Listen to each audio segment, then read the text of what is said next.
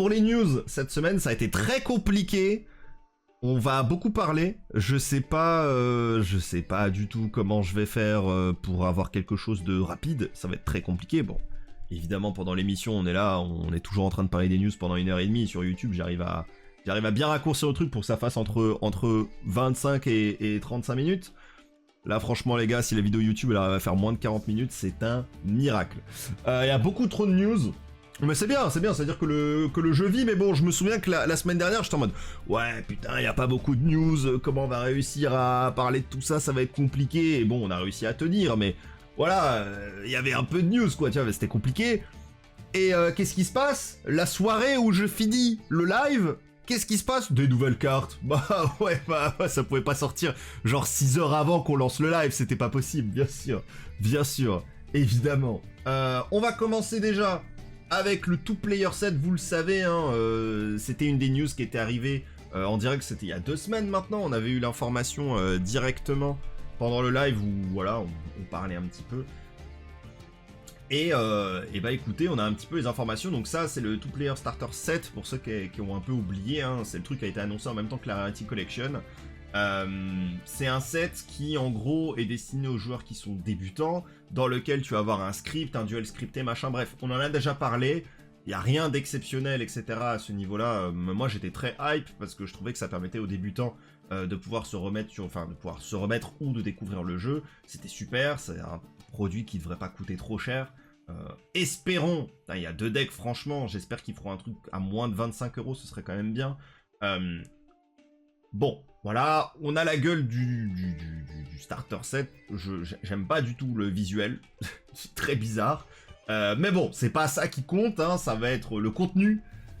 Et pour le contenu, alors de ce que je sais, ce qui est sûr à 100%, c'est qu'on aura Zeus et le Prime Art. Et c'est bizarre. Alors, on va pas se plaindre que Zeus soit réédité, c'est une carte qu'il faut qu'il soit réédité régulièrement et tout ça, c'est une très bonne chose. Ça permet de le rendre plus accessible pour tous les joueurs qui aimeraient avoir accès tout simplement à Zeus moins cher. Bref, c'est une très très bonne chose. Donc très content que Zeus soit là. Prime Earth, c'est pas trop. Ce qui est un peu bizarre, c'est que du coup, on se laisse bien supposer que ça va être un deck X6 contre un deck synchro. Donc c'est plutôt cool quand même pour les débutants, je trouve que c'est sympa. Et je vais pas te mentir qu'un Visas dans ce genre de truc là, ça sent le Visas en commune. Parce que bon, faut savoir que les autres cartes qui sont montrées, Visas, Edlich, Gagaga Magician, Cyberdragon, Magicienne des Ténèbres, Barbaros, Cylindre Magique. Je sais pas si c'est quelque chose d'officiel ou pas, parce qu'en fait c'est des cartes qu'on voit dans l'illustration là actuellement du starter set. Et en fait le problème, c'est que si c'est oui, le contenu me fait vraiment peur. Mais bon, le Visas, il avait un prix qui montait qui montait quoi. C'était compliqué pour les joueurs de se procurer un Visas pas cher. Là, en vrai, avoir des Visas pas chers pour pouvoir faire les autres decks, ça peut être assez intéressant. Mais bon, c'est vrai que toutes les autres cartes... En fait, les 3 premières cartes, je suis chaud. Les autres, je sais pas trop. Je sais pas si c'est confirmé pour ces autres cartes-là. C'est plus les cartes qu'on reconnaît dans l'illustration, je pense. Maintenant, ouais, je trouve ça toujours bizarre et toujours chiant de devoir foutre encore des cartes mauvaises comme Cylindre Magique, comme Magicienne des Ténèbres, comme Cyberdragon. Enfin, c'est bon, allez, c'est bon. C'est des cartes qu'on sait on les trouvait, on sait où ça va. C'est vraiment, je trouve que... Si ces cartes-là sont imprimées, il y avait vraiment mieux à faire avec, c'est un peu dommage, mais la première partie est quand même intéressante, rien que pour le Zeus, rien que pour le Prime Earth, rien que pour le Visas, ça reste très cool, mais sur le reste, c'est complètement hors sujet en fait, tu dis, mais c'est quand même un peu dommage, et je sais même pas comment tu vas faire des synchros, des X6 avec ce genre de truc, autant Cyberdragon, vas-y, je comprends, autant le reste, ça n'a aucun rapport, tu vois, genre... mais bon, à voir. Ensuite, alors, je vais en parler très rapidement, on en a déjà parlé aussi... lors d'une des précédentes émissions où je vous avais un petit peu montré les cartes, on avait en tout cas les arts de ces archétypes-là, et donc Memento en faisait partie, donc Memento a été dévoilé, on a les cartes Memento qui sont sorties, qui sont inspirées d'anciennes cartes, dont 2 exclus OCG, donc Tatsuno, j'ai plus son nom, j'arrive pas à lire d'ici, c'est trop petit, et Fairy Witch. Je vais pas m'attarder sur Memento parce que tout le monde a déjà vu, en réalité, et en plus de ça, Volt a fait une vidéo entière complètement dédiée sur l'archétype, où il en parle, où il dit tout ce qu'il pense. Bon, j'ai plein d'autres trucs à voir, et les autres trucs n'ont pas été vus par les autres créateurs de contenu ou autres, donc je me dis, voilà, si vous voulez voir des infos sur Memento, si vous voulez en savoir plus, bah n'hésitez pas à aller voir la chaîne de Volt, qui en parle très bien, je trouve. C'est quoi, la vidéo, elle dure 13 minutes, un truc comme ça. Donc voilà, c'est très bien. Moi, je suis pas giga fan, voilà. J'étais hypé sur la base de Memento, c'était un truc qui m'a hypé. Ça a pris une direction qui vraiment m'intéresse pas du tout. Je suis pas giga fan des arts, honnêtement. Je suis pas giga fan des effets, de ce que ça fait. Je dis pas que c'est nul, hein, je dis pas que ce sera nul. Mais je suis pas fan du concept, je suis pas fan des arts. Je suis un peu déçu en réalité de celui-là. Donc voilà, il en reste quand même 2. Mais c'est pas un souci. Bah là les gars, c'est le moment où on s'arrête pas. Alors du coup on va commencer avec un nouvel archétype, toujours plus qui a été annoncé. C'est l'archétype, alors moi je vais l'appeler comme ça, hein. Peut-être que je me trompe, peut-être que c'est pas bon, vous me corrigerez sur le chat, que ce soit maintenant pendant l'émission ou sur YouTube directement. Mais moi en tout cas, bon, du nom que j'ai, c'est Diable Star.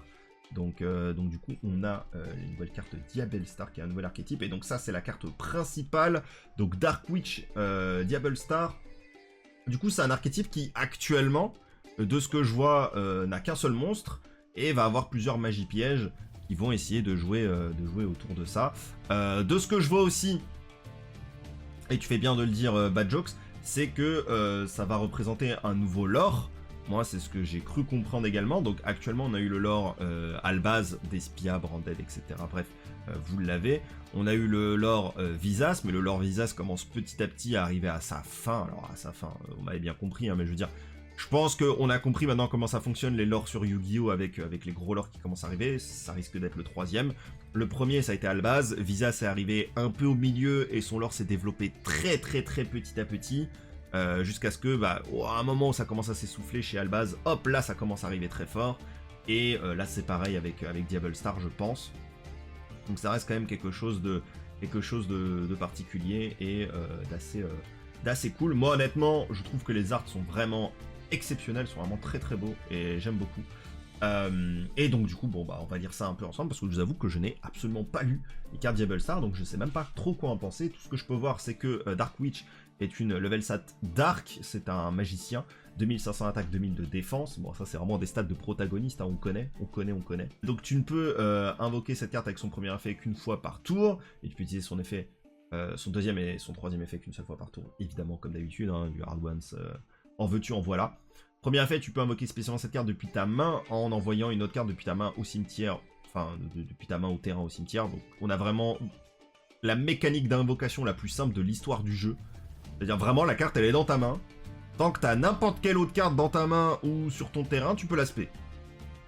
Je pense que ça se fait sans trop de soucis, tu vois. Genre ça doit pas être trop compliqué d'invoquer ce genre de carte. Et cette carte est invoquée normalement, spécialement, tu peux set un Tainted Treasure Spell Trap directement depuis ton deck. Donc ça, ce sont des magies pièges de l'archétype. Et enfin, si cette carte est envoyée depuis votre main ou terrain au cimetière durant le tour de votre adversaire, tu peux envoyer une carte depuis ta main ou ton terrain au cimetière. Si tu le fais, tu réinvoques spécialement cette carte. Bref, ça va être une plaie. Tu peux faire évidemment cet effet pour la ramener qu'une seule fois par tour, hein, bien sûr. En fait, ça se passe pendant le tour adverse, mais ça dit pas à cause d'une carte. Ou à cause d'un effet. Ou... Donc en fait, je dis une connerie, hein, t'as Diable Star, t'as, comment elle s'appelle, t'as IP. Hop, tu fais une petite link. Et hop, derrière Diable Star qui arrive. Bien sûr, ça va se prendre Didicro, bien sûr, ça va se prendre les bestiales. Mais c'est assez intéressant. Et ouais, ça peut se jouer avec plein d'autres trucs. Bref, Diable Star, c'est quelque chose que je trouve très intéressant. En tout cas, la carte en elle-même, elle n'a pas vraiment de défaut. Shifter, oh, mais le temps où elle arrive en TCG, Shifter sera ban, monsieur. C'est ce qu'il faut se dire. Bref, voilà, ça va poser une magie piège de l'archétype. Donc évidemment, voyons voir le reste. Et tout le reste, on va toujours dire que c'est des Diable Star. Comme ça, on est bien d'accord. Donc on a Hunter Fiend. Du coup, Hunter Fiend, c'est une quick play qui dit que tu peux activer ses effets qu'une fois par tour, évidemment, comme d'habitude. Ça va permettre d'aller tuto un monstre Diable Star depuis ton deck ou cimetière à ta main. Donc ça aussi, c'est très fort, je trouve. C'est assez intéressant. On va avoir du coup le deuxième effet qui dit que durant la main phase, tu peux bannir cette carte depuis ton cimetière. Tu targetes un de tes autres MP de l'archétype qui a été banni ou dans ton cimetière, excepté celui-ci bien sûr, et tu le places au-dessus de ton deck et ensuite tu pioches une carte. Ah oui, pardon, oui, bien sûr, bottom. Je sais pas pourquoi j'ai lu dessus et j'étais en mode, bah c'est pas ouf, dessus, c'est bizarre. Ouais, non, bien sûr, bottom, c'est... Oui, excuse-moi. La fatigue, bien sûr, et sinon c'est top, effectivement, et non pas bottom. Donc ouais, non, du coup, c'est pas la même chose, et du coup, c'est beaucoup plus logique. Bref, une carte qui va te permettre de recycler, qui va te permettre de faire des trucs, enfin... Voilà, la carte te permet tuto et la carte te permet de récupérer une carte draw 1, bref, voilà, carte advantage comme on connaît. Hop, ensuite, on va avoir ici Lucciella. Du coup, bah encore une magie jeu rapide, hein. Je pense que voilà, le deck il a envie de jouer vite, hein. Il a envie d'être rapide. Donc du coup, tu peux activer, voilà, cette carte qu'une seule fois par tour, bien sûr. Son effet, c'est que tu vas pouvoir target un niveau 7 ou plus spellcaster, donc magicien que tu contrôles. Donc c'est générique pour les magiciens, et ça c'est intéressant, appliquer un de ces effets dans l'ordre, du coup le monstre face recto que tu as target est non affecté par les effets de monstre, par les autres effets de monstre ce tour, mais tu l'envoies au cimetière durant la standby phase du prochain tour, ce qui veut dire que tu vas protéger ton monstre et ensuite il est envoyé au cimetière, il va se réinvoquer spécialement, si c'est bien la Diablo Star Dark Witch qu'on avait vu, voilà, ça fait plaisir. Et ensuite, le deuxième effet, c'est tous les monstres face recto que ton adversaire contrôle perdent une attaque égale à l'attaque de ce monstre. Et si un de ces monstres a une attaque qui est réduite à 0, tu le détruis. C'est-à-dire que le monstre a quand même 2500 d'attaque. Je vous rappelle, Dark Witch, hein. Donc 2500 d'attaque, tu réduis l'attaque de tous les monstres à 0. Ça part, hein. Tout à l'heure, ça parlait de Dark Magician. Complètement Dark Magician. Ça va certainement pouvoir être joué avec ça, ça ne m'étonnerait pas du tout. Littéralement on a tout ce qu'il faut en fait, donc ouais, il n'y a pas de lock pour l'instant, il n'y a pas de lock, donc c'est complètement kebabisable, donc c'est assez intéressant à ce niveau là. Pour l'instant c'est un sans faute, hein. Dark Witch, Treasure et Lucciella, bah je dis Treasure mais ça s'appelle tous Treasure, mais genre Hunterfiend et Lucciella, c'est une dinguerie, hein. Franchement ça fait plaisir, ça fait plaisir. Et enfin on a une dernière carte Diablo Star, à moins que j'en ai raté une, mais normalement voilà, pour l'instant j'en ai vu que 4. La dernière, oula, il y a eu un gigabug, on est bien d'accord, hein. La dernière, c'est Sylvia. Du coup, Sylvia, c'est une trap card. Donc cette fois-ci, on n'est pas sur une magie jeu rapide. Qui dit que tu peux envoyer un Diablo Star depuis ta main ou face recto sur le terrain au cimetière. Ça a l'air d'être la mécanique du jeu. Target une carte face recto sur le terrain et tu annules ses effets, hein, donc c'est assez fort. Et ensuite, si ton adversaire active une carte ou un effet en réponse à l'activation d'une de tes cartes Diablo Star, un monstre ou une magie piège, tu peux bannir cette carte depuis ton cimetière et annuler l'effet de cette carte. Donc c'est super intéressant parce que du coup, on en parlait tout à l'heure. Ah oui, mais attends, si elle va au cimetière et qu'elle va se respect, tu peux Didicro, tu peux faire un bestial. Bah là, le gars, il faut qu'il ait et un Didicro et un bestial peut-être dans le bon ordre pour pouvoir se débarrasser d'abord de Sylvia et ensuite du monstre quand elle est envoyée au cimetière. C'est compliqué, donc ça se protège littéralement des bestiales. Donc voilà, donc ça c'est pour l'archétype avec Dark Witch. Qui franchement, moi je vous le dis, me turbo hype. Voilà, et parce que les arts sont vraiment très jolis. Bon, je sais que la moitié du chat, vous êtes partis en couille parce qu'il y a une waifu, mais honnêtement, au-delà de ça, je trouve juste la mécanique super intéressante. Pour l'instant, ça ressemble plus à du splashing qu'à autre chose. Tu vois que ça va se lier avec des magiciens, ça va faire des trucs. Il va falloir quand même que ça fasse plus que juste avoir un seul monstre. Ça serait quand même un peu mieux. Mais honnêtement, je trouve le concept ultra intéressant. Et clairement, il y a moyen de faire un kebab avec ça et des magiciens, etc. Je pense que ça peut vraiment être cool. Ouais, pas que cet art-là, franchement, tous les arts sont vraiment cool. Donc je trouve l'idée super intéressante et j'espère qu'on en aura d'autres parce que franchement c'est super cool. Et en parlant de nouveau lore, alors ça on en a jamais parlé dans l'émission parce que la carte elle avait été annoncée avant l'émission, mais on a littéralement cette carte là qui avait été annoncée pour Duelist Nexus et cette carte là du coup c'était une carte Snake Eye qui était une carte normale, hein, une magie normale qui disait juste que tu peux target un monstre face recto sur le terrain et tu le mets dans la zone de son contrôleur magie piège. Donc ça à la base c'était une carte qui était traité un peu comme générique, même si le Snake Eye, moi, il me faisait déjà un petit peu réfléchir. Je me disais, c'est un peu étrange. Évidemment, c'est une carte qui peut être intéressante dans du Rock Deck, etc., Violence, etc. Mais en soi, c'est même juste une très bonne carte pour se débarrasser de certaines menaces. Hein. Je veux dire, littéralement, le monstre adverse devient une MP. Voilà, débrouille-toi avec ça. Mais en fait, tout un archétype a été annoncé à la suite avec cette carte-là. Donc c'est super intéressant. Il faut savoir que ça sort en juillet, hein, en TCG. Donc attention. Les cartes sont déjà techniquement en OCG, donc voilà, ça arrive d'ici pas longtemps. Et en fait, tout un archétype est sorti dessus, et c'est là aussi j'ai plus ou moins la confirmation que l'archétype qu'on a vu juste avant, Diablo Star, est lié à cet archétype-là, et donc est lié au lore, parce que du coup, on va avoir toutes les autres cartes, on va littéralement voir cet œil, et bon, bah là, vous reconnaissez le monstre qui est dans la carte, c'est littéralement Dark Witch, donc à partir de là, c'est intéressant. Donc Glaire, ça dit que si le niveau total de tous les monstres Snake Eye que tu contrôles est de 2, tu peux appliquer un des effets suivants. Bon, 2, ça fait pas beaucoup, mais on verra les monstres juste après. Voilà, on va commencer avec les MP pour se faire plaisir. La première, c'est tu target un monstre face recto contré par adversaire et un monstre dans son cimetière. Tu les places du coup dans la zone magie piège comme des magies continues. Enfin pardon, c'est soit un monstre qui contrôle, soit un dans son cimetière, excusez-moi. J'ai dit les deux, mais non, c'est soit un des deux. Donc voilà, et ensuite un autre effet qui dit que tu peux target un monstre sur le terrain qui est traité comme une zone, enfin comme une magie continue à zone magie piège, et tu peux les invoquer spécialement sur ton terrain.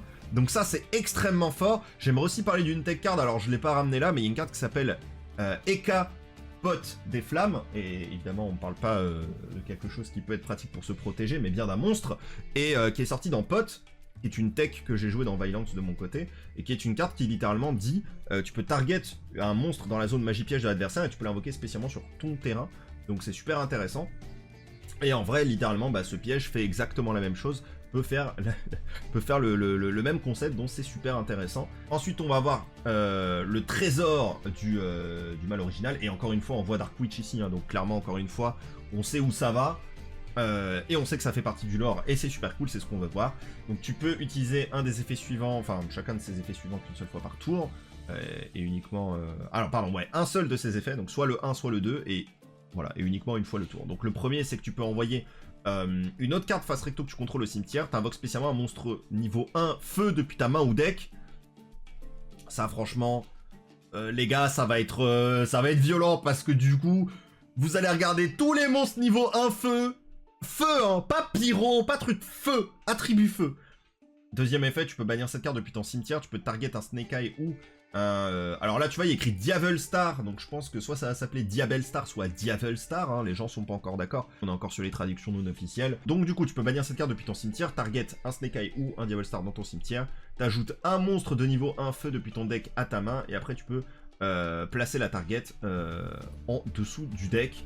C'est quand même très très fort, je vais pas vous mentir. Et ensuite on a Viperine, le temple des Snake Eye, des yeux serpents, hein. Je pense que ce sera, les gars, je pense que ce sera œil serpent, hein, le nom de l'archétype, hein, ça nous tombe droit dessus, hein, je pense en français. Hein. Donc du coup, tu peux activer le terrain qu'une seule fois par tour. Lorsque cette carte est activée, tu peux placer un monstre Snake Eye depuis ta main, ton deck ou ton cimetière dans la zone magie piège de son contrôleur, donc c'est extrêmement fort, ça se fait pas H. C'est littéralement en fait la carte Violence, voilà, solo activation quoi, c'est tu l'actives, hop là, tu mets un Snake Eye dans ta zone magie piège, c'est très très bien. Tous tes monstres feu de niveau 1 gagnent 1100 d'attaque, y a pas de souci. Et enfin, une fois par tour, si votre adversaire invoque normalement ou spécialement un monstre, tu peux target une carte monstre qui est traitée comme une magie, magie continue dans la zone magie piège. Et tu l'invoques spécialement sur ton terrain. On va quand même passer au monstre, parce que quand même on est là pour ça. Donc on va commencer par Orc. Alors Orc du coup, comme vous pouvez voir à niveau 1, il a 2000 d'attaque du coup sous le terrain. Et ça fait pas mal quand même.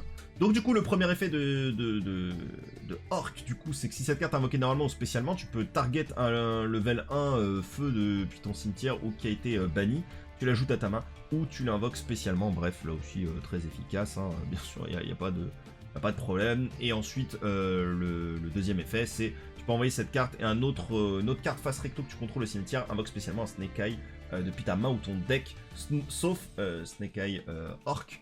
Ensuite, on a eu Excel, donc Excel, du coup, tu peux utiliser, bon, ça se fait qu'une fois par tour, on va pas le préciser à chaque fois, et je le fais quand même. Si elle est invoquée normalement spécialement, tu peux ajouter un monstre feu depuis ton deck à ta main, de niveau 1 bien sûr, donc voilà, tuto Kurikara, tuto tout ce que tu veux, c'est très très fort. Tu peux envoyer cette carte et une autre carte face recto que tu contrôles le cimetière pour spé un Snake Eye depuis ta main ou ton deck. Elle est extrêmement forte, non seulement tu vas tuto, et en plus derrière, tu peux aller spé un truc depuis la main ou le deck, enfin c'est vraiment très très solide. Ensuite tu vas avoir White Birch, donc du coup j'adore son art déjà, il est trop beau. Je te dis que si tu contrôles un monstre feu, tu peux invoquer spécialement cette carte depuis ta main. Bon, bah ça franchement on est sur du générique en toute tranquillité. Et durant le tour adverse en effet rapide, tu peux envoyer cette carte et une autre carte face recto que tu contrôles au cimetière, tu invoques spécialement un monstre snaké depuis ta main ou ton deck. Bon, lui, vraiment, il est sous hormone, hein, parce que les autres, c'est pas des effets rapides. Hein. Les autres, ça se fait mais un peu plus lentement. Bref, c'est très fort, donc comme on le dit, c'est un deck quand même qui fait du moins. Mais dans les faits, de ce que je vois, t'arrives quand même à créer du CA et réussir à faire des trucs avec, donc c'est intéressant. Franchement, il n'y a pas de sans faute, hein. Franchement, les cartes sont vraiment très bonnes. Hein. Donc très très solide.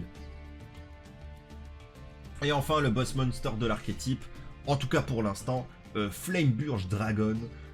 Du coup qui a 3000 d'attaque et 200 de défense. Ça c'est ce qui est écrit sur le truc, mais en fait il y a 2500 de défense, hein. faudra faire attention. Tu peux target un monstre face recto ou un monstre dans le cimetière, tu le places dans la zone de son propriétaire magie piège.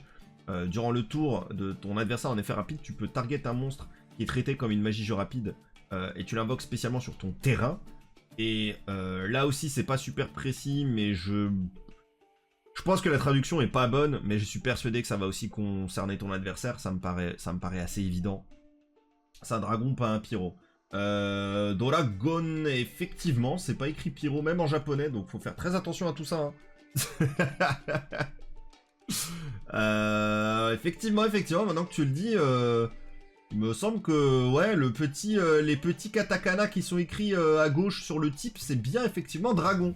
Il faudra bien faire attention à ça. Bon, peut-être ils sont allés un peu vite. Est-ce que les autres c'est bien des pyros. Hein. Ouais, les autres c'est bien des pyros. Donc ouais.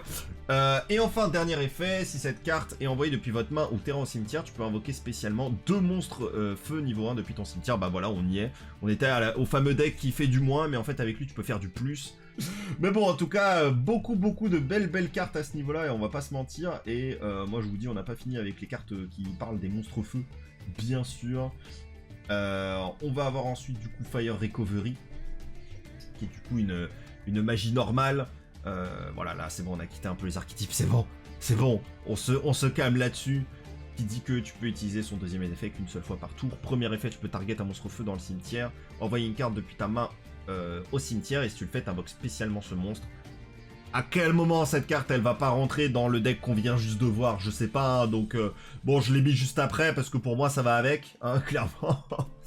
C'est pas très compliqué, et en plus c'est n'importe quel monstre feu, donc même là le boss monster tu vas pouvoir faire quelque chose, ou tu vas peut-être pouvoir envoyer au cimetière le monstre feu pour refaire des trucs, enfin c'est super intéressant. Deuxième effet, tu peux bannir cette carte depuis ton cimetière, target 3 de tes monstres feu qui ont été bannis ou dans ton cimetière, tu les remélanges dans le deck et tu pioches 2 cartes. C'est assez violent, et encore une fois, comme tu le dis, Serpo, effectivement, son premier effet n'est pas once per turn, donc c'est n'importe quoi. Vous êtes beaucoup à parler d'Infernob, moi je pense que ouais, que ce soit Infernob ou n'importe quel... Enfin là les gars, prenez toutes vos cartes attributs feu, regardez votre collègue, prenez ce qui vous manque, parce que franchement ça commence à être très énervé. Piocher une carte où je deviens fou, je ne sais plus lire. Bon, après, je suis allé voir l'ophtalmo tout à l'heure, donc... Alors ça, c'est une carte qui vient tout juste de sortir. Je l'ai vue là, juste avant de lancer l'émission, en tout cas. Du coup, on a Infernal Flame Banshee. Du coup, c'est un rang 4. Feu, pyro, X6, bref, comme d'habitude.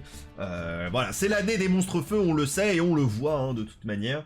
Ça va te demander 2 monstres de niveau 4, donc c'est extrêmement générique.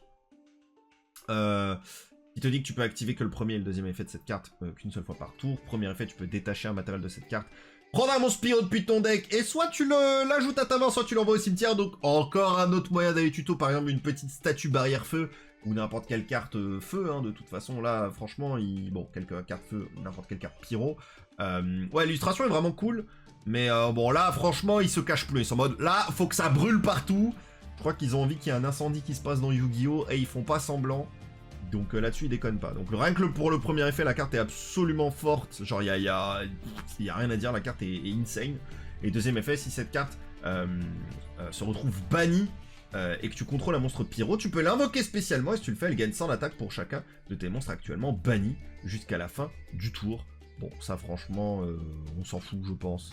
Elle va revenir, mais sans matériel Xyz, c'est pas ce qui nous intéresse. Ce qui nous intéresse, c'est clairement son premier effet. Vous le savez, deck de structure. Le deck de structure... Oula, je vais y arriver. Le deck de structure, putain, aidez-moi. Ouah, j'ai oublié. Il y avait trop de cartes. Non, c'est terrible. Oui, Fire King, merci Kill. Moi, je me suis perdu. Oui, avec Fire King, du coup, bah forcément, on reste toujours sur les feux et des nouvelles cartes ont été annoncées Fire King. Donc, on va en discuter tranquillement. Donc, on a déjà... Alors déjà, est-ce qu'on peut en parler? Les arts de toutes les cartes Fire King sont absolument banger sur 20. Elles sont toutes magnifiques. Vraiment, quel plaisir. Donc, du coup, on a un nouveau Garunix, hein, qui va te dire que si un monstre dont l'attribut original est feu et est détruit au combat par un effet de carte, tu peux invoquer spécialement cette carte depuis ton cimetière. Voilà, ou depuis ta main. Et si cette carte est invoquée normalement spécialement, tu peux détruire un monstre feu, bête guerrier, bête ailé, depuis ta main, ton deck, ou face recto sur le terrain, sauf Garunix. Et si tu le fais, cette carte gagne une attaque égale à la moitié de l'attaque du monstre détruit jusqu'à la fin de ce tour. Faudra voir en fait s'il va y avoir assez de cartes Fire King pour permettre au deck de revenir. Franchement, j'espère très sincèrement que ce qu'il y a avec Fire King, parce que Fire King se retrouve pas dans une situation comme Traptrix. Vous voyez ce que je veux dire? Ou comme Dark World, parce que les gens vont dire ouais, Dark World, machin et tout. Le deck avait besoin, le deck a jamais besoin de rien, s'il vous plaît. Et surtout, honnêtement, le deck, avant que le deck de structure Dark World sorte, le deck il existait quand même avec des espèces de kebabs bizarres avec danger. Enfin, ça existait déjà, tu vois. Et en vrai, Fire King est pas dans cette situation. C'est pas un deck comme Traptrix, c'est pas un deck comme Dark World qui existe avant la sortie de son deck de structure. Personne ne joue le deck n'est pas joué, il y a rien du tout. Le deck se retrouve clairement dans la situation de bête cristalline, mais en plus lui il a pas le support d'un animé, tu vois, donc clairement il est pas dans cette situation là, et j'espère que vraiment ils vont pas s'empêcher de créer des vraies cartes, parce que ça peut faire plaisir. Franchement, on espère que ça ira quelque part.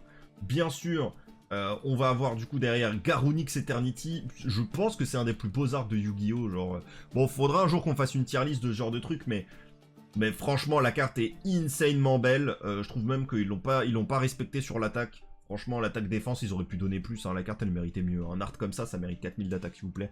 Bref. Du coup, c'est effectivement une Exis générique qui va te demander 2 monstres de niveau 8. Tu ne peux utiliser chacun de ces effets qu'une seule fois par tour, bien sûr. Premier effet, cette carte invoquée par Exis, tu peux détruire tous les autres monstres sur le terrain. Et ça, frérot, c'est vraiment pas mal. Franchement, on est bien. Et effet 2, écoute, tu peux détacher un matériau de cette carte, tu targetes une magie piège sur le terrain, tu la détruis. Si tu le fais, cette carte gagne 500 d'attaque. Là aussi, c'est pas dégueu parce que ça reste très générique, ça te dit pas que ça doit être sur le terrain adverse, donc tu peux détruire une de tes propres magies pièges. Super intéressant. Et enfin, si cette carte avec des matériaux est détruite, tu peux invoquer spécialement un monstre Fire. Invoquer des monstres Fire King depuis ton cimetière égaux au nombre de matériaux que cette carte avait. Oui, d'accord, je vois, monsieur. Ouais, d'accord, donc si tu commences à investir beaucoup de matos sur elle et que tu fais pas trop ses effets, tu peux clairement mettre en place un joli potty board. C'est très sympa, franchement. C'est une carte incroyable.